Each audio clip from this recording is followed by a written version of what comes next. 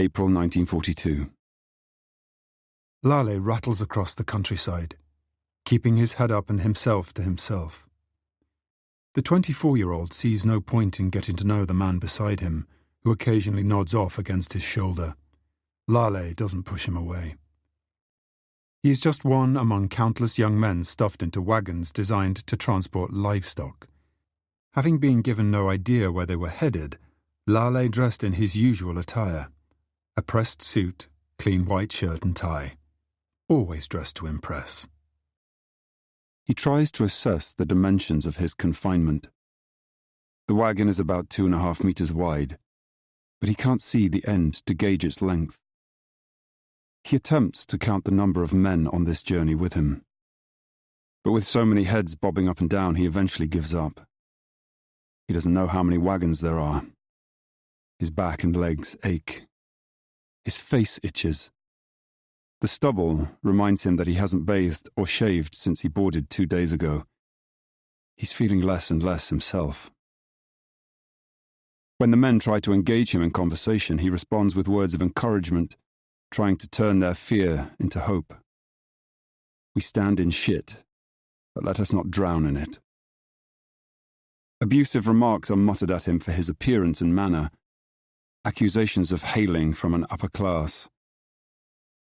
Now look where it's got you. He tries to shrug the words off and meet the glares with smiles. Who am I trying to kid? I'm as scared as everyone else. A young man locks eyes with Lale and pushes through the scrum of bodies towards him. Some men shove him on his way through. It's only your own space if you make it yours. How can you be so calm? The young man says. They had rifles. The bastards pointed rifles at us and forced us into this cattle train. Lale smiles at him. Not what I was expecting either. Where do you think we're going? It doesn't matter. Just remember, we are here to keep our families safe at home. But what if... Don't what if. I don't know, you don't know, none of us knows. Let's just do as we're told. Should we try and take them when we stop, since we outnumber them?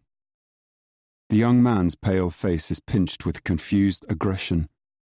His balled-up hands box pathetically in front of him. We have fists. They have rifles. Who do you think is going to win that fight? The young man returns to silence. His shoulder is wedged into Lale's chest, and Lale can smell oil and sweat in his hair. His hands drop and hang limply by his side. I'm Aaron, he says. Lale. Others around them tune into their conversation, raising their heads towards the two men before lapsing back into silent reveries, sinking deep into their own thoughts. What they all share is fear, and youth, and their religion. Lale tries to keep his mind off theorizing about what might lie ahead. He's been told he's been taken to work for the Germans, and that is what he's planning to do. He thinks of his family back home, safe. He has made the sacrifice, has no regrets. He would make it again and again to keep his beloved family at home, together. Every hour or so, it seems, people ask him similar questions.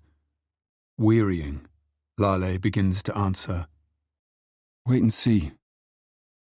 He is perplexed as to why the questions are directed to him. He has no special knowledge. Yes, he wears a suit and tie, but that's the only visible difference between him and the next man. We're all in the same filthy boat.